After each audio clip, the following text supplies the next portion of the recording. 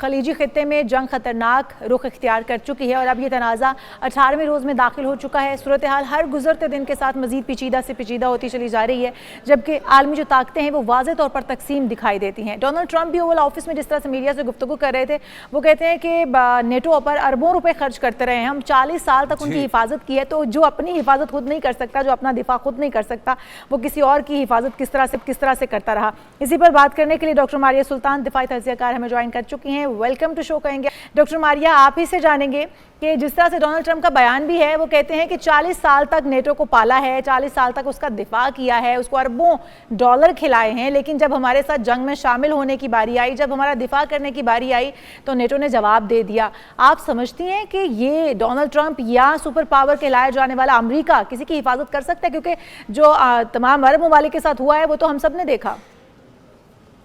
دیکھیں، اس وقت جو آپ دیکھ رہے ہیں وہ اس وقت دنیا کے اندر جو سب سے بڑی سپر پاور ہے اس کی ایک طرح سے آپ طاقت کا زوال کی شروعات دیکھ رہے ہیں، یا آپ کہہ سکتے ہیں اس کا اختتام، یا اس کے بیچ میں آپ کہہ سکتے ہیں 1999 کے بعد 1990 کے بعد جب کولڈ وار کا اختتام ہوا، سرد جنگ کا اختتام ہوا، تو اس کے بعد یہ سمجھا جا رہا تھا کہ نیٹو جو ہے وہ شاید سب سے بڑا دفاعی محاذ، دفاعی الائنس دنیا کے سامنے ہے۔ اور ان کا ایک آرٹیکل 5 کے مطابق اگر آپ ایک نیٹو ملک پہ حملہ کرتے ہیں تو اس کو تمام نیٹو ممالک پہ حملے کے مترادف سمجھا جائے گا۔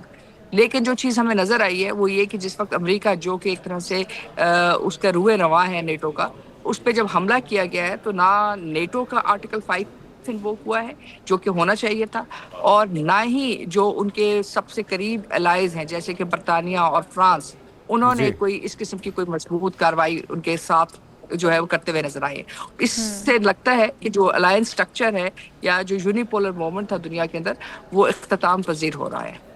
تو ڈاکٹر صاحب، ابھی ہم دیکھ رہے ہیں کہ ڈونلڈ ٹرمپ پینترا بدل چکے ہیں، لیکن کچھ ہفتے پہلے یا کچھ دن پہلے وہ تو یہ کہہ رہے تھے کہ انہیں کسی اتحادی کی ضرورت نہیں ہے، وہ تنہا اس جنگ کو نہ صرف لڑیں گے بلکہ وہ کئی بار، درجنوں بار اس کے جیتنے کا بھی دعویٰ کر چکے ہیں۔ تو پھر اب انہیں اپنے اتحادیوں کی ضرورت کیوں کر پڑ گئی؟ اور یہ اتحادی جن کو وہ شامل ہونے کا کہہ رہے ہیں، ایران تو کہہ رہا ہے کہ ہمیں ان سے کوئی مسئلہ ہی نہیں ہے، یہ اپنے کارگوز، اپنا جہاز، اپنے جو بھی ساز و سامان ہے گزارنا چاہتے ہیں اپنا حرمت سے گزار لیں، لیکن صرف شرط یہ ہے کہ آپ کو یوان میں پیمنٹ کرنا ہوگی ڈالر کی بجائے۔ تو پھر کوئی کیوں کر اس ہاری ہوئی جنگ کا حصہ بننا چاہے گا جس میں ڈونلڈ ٹرمپ خود کو کریڈٹ دیتے ہوئے تھک نہیں رہے اور اب انہیں ضرورت محسوس ہو رہی ہے؟ دیکھیں، یہ جنگ تھوڑی پیچیدہ ہے۔ اس میں پہلی بات تو یہ ہے کہ جنگی اہداف کے نقطہ نظر سے دیکھا جائے تو جو ڈونلڈ ٹرمپ صاحب کہہ رہے ہیں وہ درست ہے۔ انہوں نے تمام اپنے جنگی اہداف پہلے جنگ کے کچھ گھنٹوں میں حاصل کر لیے۔ اس میں سب سے پہلا ہدف یہ تھا کہ ایرانی رجیم کے خلاف جو ہے، ان کی لیڈرشپ کے خلاف وہ مؤثر کارروائی کریں گے، اور اس سے جو ہے ہم نے جو ہے شہادت دیکھی 40 سے زائد ایرانی جو لیڈرز ہیں۔ اس کے ساتھ ساتھ انہوں نے تقریباً اس وقت تک 12,000 جو ہے مختلف اہداف ایران کے اندر حاصل کی ہیں، جو عسکری نقطہ نظر سے کسی بھی جنگ کو ختم کرنے کے لیے کافی ہوتے ہیں۔ لیکن جو جس چیز کا وہ احاطہ نہیں کر سکے وہ یہ تھا کہ ایران کا رد عمل کیا ہوگا، ایران کی جنگی حکمت عملی اور ایران کا جو قومی ریزولو ہے وہ۔ اور تیسری جو سب سے بڑی بات یہ کہ جب آپ امریکہ کی طاقت کا مرکز دیکھتے ہیں تو اس کی طاقت کے مرکز کے پیچھے 3 چیزیں تھیں۔ ایک ان کا اتحاد جس میں ٹرانس اٹلانٹک کا اتحاد تھا، برطانیہ اور فرانس، اور یہ اس کے ساتھ جو بالخصوص برطانیہ اور امریکہ کے درمیان، اور دوسرا نیٹو اور امریکہ کے درمیان۔ تیسری جو چیز تھی اس کے ساتھ جو منسلک تھی وہ گلف کے ساتھ ان کا اتحاد تھا، جس کے اندر تیل کے جو ذخائر ہیں ان کی جو خرید اور فروخت ہے اس کو انہوں نے کہا تھا آپ ڈالر کے ساتھ منسلک کر دیں گے۔ یعنی اس طرح جو بھی دنیا میں تیل بکتا تھا اس سے امریکن ڈالر یا امریکن اکانومی چلتی تھی۔ اب اگر ایران کہتا ہے کہ یہ تیل یوان میں بکے گا تو اس کا مطلب یہ ہے کہ جو امریکہ کی طاقت کا مرکز ہے، جو ڈالر اور آئل اکانومی کے ساتھ لنکڈ ہے، وہ ختم ہوگا۔ اور تیسری اس کے ساتھ جو چیز لنک تھی وہ تھی نیٹو کا آرٹیکل 5، یعنی کہ ایک طرح سے کلیکٹیو ڈیفense، یعنی جہاں بھی انہوں نے جنگیں لڑی اس کلیکٹیو ڈیفenس کے تحت کی۔ اب جیسے کہ ہم سب جانتے ہیں برطانیہ نے ان کو دغا دیا ہے، اور فرانس جو ہے ظاہر ہے وہ چاہتا ہے کہ بہتر معاملات چلے، لیکن معاملہ اتنا سیدھا نہیں ہے، اور اس وقت ان کو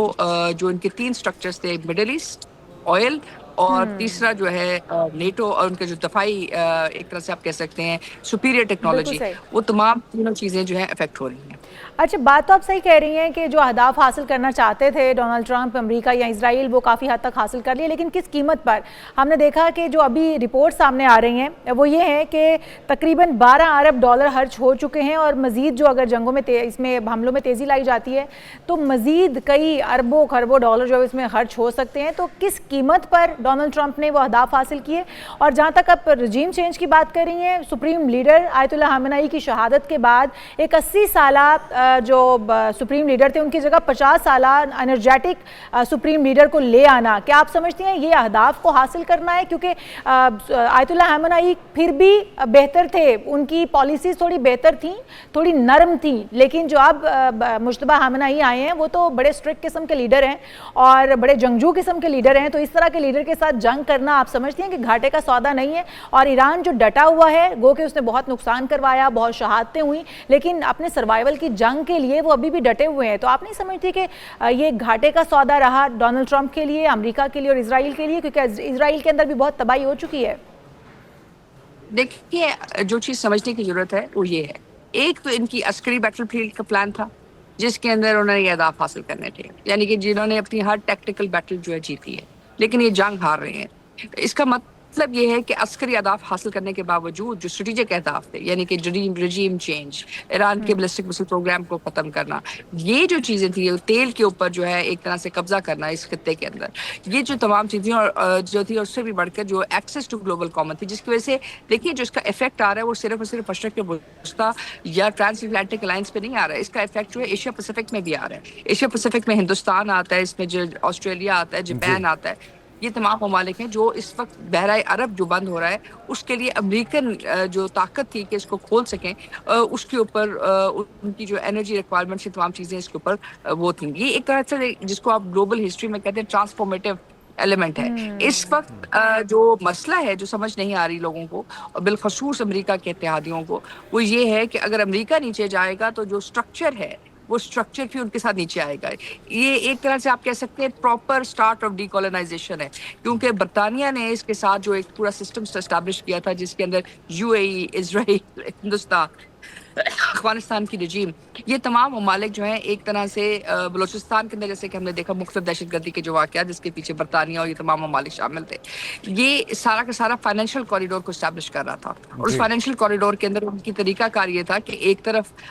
जो है उन्होंने अमेरिका ने सैंक्शंस लगाई हुई थी, दूसरी तरफ यूएई के अंदर आपको रूसी, ईरानी और इस तरह की तमाम जो उनकी एक तरह से तजारत की एग्जाम्पशंस थी उस तरह की नहीं थी, यानी कि एक तरह से फाइनेंशियल लिक्विडिटी जो थी तेल की तजारत से या बाकी तमाम असासों की उनके साथ मुंसलिक थी। अभी इस जंग के अंदर जो बाकी इम्पैक्ट आ रहा है वो सिर्फ और सिर्फ ये नहीं है कि जो उनकी बेसिस इफेक्ट हो रही हैं, जो इनकी डिफेंसिव ऑपरेशंस पे या ऑफेंसिव ऑपरेशंस पे इफेक्ट आ रहा है, असल इम्पैक्ट आ रहा है इनकी जो इम्पैक्ट था जो ग्लोबल स्ट्रक्चर पे था, जैसे कि डाटा वेयर हाउसिंग के ऊपर, जैसे कि आइंदा आने वाली जो इक्तिसादी ताकत है, ये तमाम चीज़ें इस वक्त ना सिर्फ अंडर अटैक हैं लेकिन अटैक होने के साथ साथ एक ट्रांसफॉर्मेटिव एलिमेंट से जा रही हैं जिसमें ताकत का मरकज अमेरिका और उसके इत्तेहादियों से निकलकर रूस और चीन की तरफ जाएगा और खत्ते की तरफ जाएगा। अब जब ये इस तरफ जाएगा तो जाहिर है नई ताकतें भी उभरेंगी और नए डिफेंस आर्किटेक्चर्स भी उभरेंगे, और इस वक्त ये फैसला करना पड़ेगा कि जो पुराने सिक्योरिटी पार्टनर्स थे जैसे हिंदुस्तान, इजराइल, यूएई और अमेरिका, इनका क्या जो है नेट इफेक्ट आएगा कि क्या ये संभाल सकेंगे या नहीं, और इससे क्या सिविल वॉर शायद अमेरिका के अंदर शुरू हो सकती है और बाकी ममालिक में भी।